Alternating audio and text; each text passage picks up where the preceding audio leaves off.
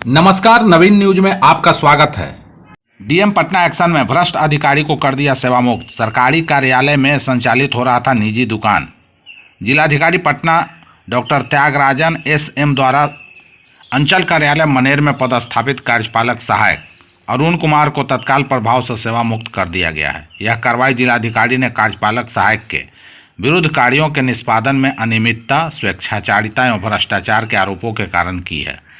दरअसल जिलाधिकारी पटना के निर्देशानुसार अनुमंडल पदाधिकारी दानापुर द्वारा दिनांक 27 जून 2024 को प्रखंड सह अंचल कार्यालय मनेर का औचक निरीक्षण किया गया था।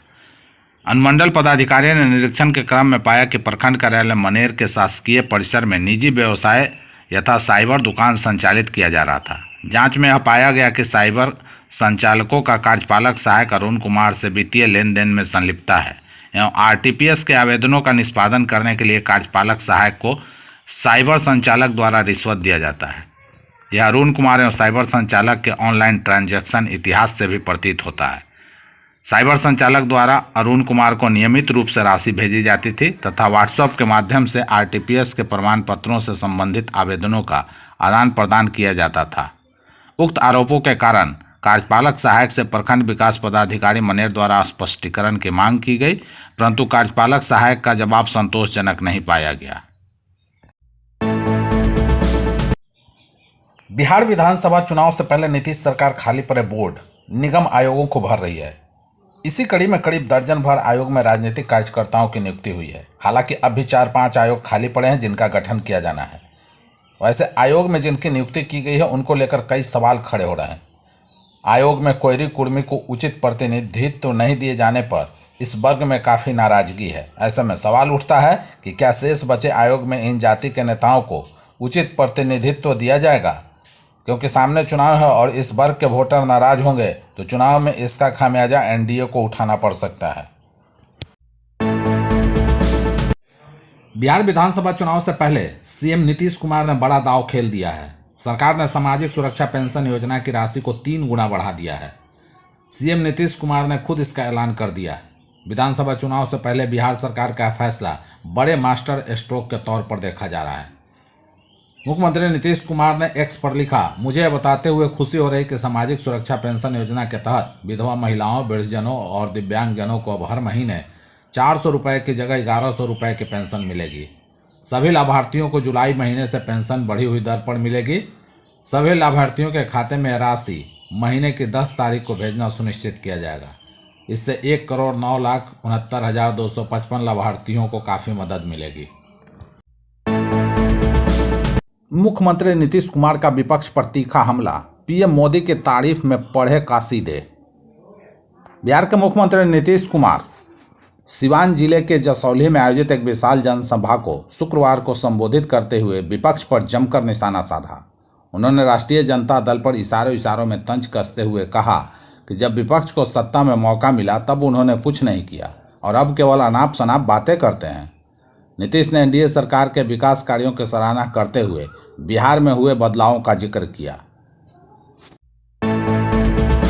21 जून को 11वां अंतर्राष्ट्रीय योग दिवस देश और दुनिया में मनाया जा रहा है। इस साल खास आयोजन योग संगम के तहत सुबह 6:30 बजे से लेकर 7:45 तक देश भर के 1 लाख से ज़्यादा जगहों पर कॉमन योग प्रोटोकॉल के मुताबिक सामूहिक रूप से लोग योग कर रहे हैं।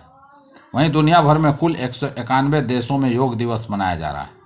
प्रधानमंत्री नरेंद्र मोदी इस बार आंध्र प्रदेश के विशाखापट्टनम में राष्ट्रीय योग कार्यक्रम का नेतृत्व कर रहे हैं। सरकार की तरफ से 10 खास कार्यक्रमों का ऐलान किया गया है जो योग को जन जन तक पहुंचाने में मददगार साबित होंगे। पिछले 11 साल में अंतर्राष्ट्रीय योग दिवस एक वैश्विक आयोजन बन चुका है।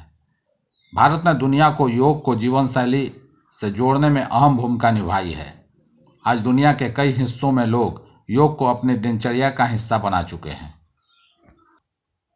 वहीं दिल्ली के मुख्यमंत्री रेखा गुप्ता ने छात्रों और बोट क्लब के सदस्यों के साथ यमुना नदी में तैरती नावों पर योग किया और पर्यावरण की जिम्मेदारी और आध्यात्मिक जुड़ाव का एक मजबूत संदेश दिया। उन्होंने कहा, आज इस नदी के किनारे से हम योग में भाग लेकर दिल्ली के लोगों को यह संदेश देते हैं कि नदी को साफ करने का काम जारी है। जल्द ही यहाँ नावों के साथ क्रूज भी होंगे। इस मौके पर प्रधानमंत्री नरेंद्र मोदी ने कहा कि जब व्यक्ति अपने हित से ऊपर उठकर समाज की सोचता है तभी पूरी मानवता का हित होता है। भारत की संस्कृति हमें सिखाती है सर्वे भवन्तु सुखिना, यानी सभी का कल्याण ही मेरा कर्तव्य है।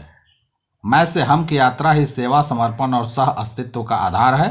दुर्भाग्य से आज पूरी दुनिया किसी न किसी तनाव से गुजर रही है। कितने ही क्षेत्रों में अशांति और अस्थिरता बढ़ रही है। ऐसे में योग से हमें शांति की दिशा मिलती है। बिहार के राजनीति में एक बड़ा राजनीतिक धमाका हुआ है। लंबे समय तक जनता दल यूनाइटेड में सक्रिय रहे कद्दावर नेता और कई बार विधायक रह चुके कौशल यादव ने अब राष्ट्रीय जनता दल का दामन थामने का ऐलान कर दिया है। कार्यकर्ता सम्मेलन के दौरान उन्होंने इसकी औपचारिक घोषणा करते हुए कहा कि अब उनके नेता नीतीश कुमार नहीं बल्कि तेजस्वी यादव हैं। सम्मेलन में अपने जोशीले भाषण के दौरान कौशल यादव ने कहा, मैंने ठान लिया है कि अब तेजस्वी यादव, लालू प्रसाद यादव और राबड़ी देवी के हाथों को मजबूत करना है। साल 2025 के विधानसभा चुनाव में नवादा की 5 सीटें राजद की झोली में डालना मेरा लक्ष्य है। उन्होंने यह भी कहा कि उन्होंने राजनीति नहीं छोड़ी है, सिर्फ अपने रास्ते बदले हैं। हमने राजनीति में हमेशा हर समाज को साथ लेकर चलने और उन्हें सम्मान देने की कोशिश की है। अब वक्त है कि नवादा की राजनीति में नई ऊर्जा लाई जाए। बिहार में शिक्षकों के ट्रांसफर की लिस्ट वायरल, शिक्षा विभाग ने बिठाई जांच, कईयों पर गिरेगी गाज। बिहार में स्थानांतरित शिक्षकों के स्कूल मिलने की सूची वायरल हो गई। सूची के लगभग 35 पेज वायरल होने के शिक्षा विभाग को शिकायत मिली। इसके बाद अब शिक्षा विभाग ने इस मामले को जांच कराने का निर्णय लिया है। तबादला सूची वायरल होने के मामले में शामिल अधिकारी और कर्मचारी पर निलंबन की भी गाज गिर सकती है। स्थानांतरण श्रेणी 1 से 6 तक के स्थानांतरित 26,665 शिक्षकों का स्कूल आवंटन शिक्षा विभाग के द्वारा किया गया था। स्कूल आवंटन शिक्षा विभाग के ई शिक्षा कोष पोर्टल पर किया गया था, लेकिन स्कूल आवंटन की सूची वायरल हो गई। सूची वायरल होने के मामले को शिक्षा विभाग के अपर मुख्य सचिव डॉक्टर एस सिद्धार्थ ने गंभीरता से लिया है। उन्होंने यह पता लगाने का आदेश दिया है कि सूची कहां से और कैसे वायरल हुई। जांच के बाद चिन्हित किए गए अधिकारियों और कर्मचारियों पर निलंबन की भी कार्रवाई हो सकती है। बिहार में बरसेंगे मानसून के बादल, 7 जिलों में भारी बारिश के साथ ठनका का अलर्ट। बिहार में शनिवार को भी मानसून की बारिश होगी। बीते 2 दिनों से राज्य में जमकर बादल बरस रहे हैं। हालांकि कैमूर, रोहतास, औरंगाबाद, किशनगंज, अररिया, पूर्णिया और बक्सर जिले के 1 या 2 स्थानों पर भारी बारिश के साथ ठनका का अलर्ट जारी किया गया है। इसके साथ ही ठनका गिरने, बिजली चमकने और 30 से 40 किलोमीटर प्रति घंटे की रफ्तार से हवा चलने की चेतावनी जारी की गई है। प्रदेश में 2-3 दिनों तक मानसून के सक्रिय रहने के लिए अनुकूल परिस्थितियां बनी हुई है। अधिकतम और न्यूनतम तापमान में भी कोई विशेष बदलाव के आसार नहीं है। बिहार में गर्मी की छुट्टी के बाद सभी सरकारी स्कूल आगामी 23 जून से खुल जाएंगे। स्कूलों में गर्मी की छुट्टी से पहले शिक्षा विभाग जो टाइम टेबल जारी किया था, अब उसमें बदलाव कर दिया गया है। शिक्षा विभाग की तरफ से स्कूलों के लिए नया टाइम टेबल जारी कर दिया गया है।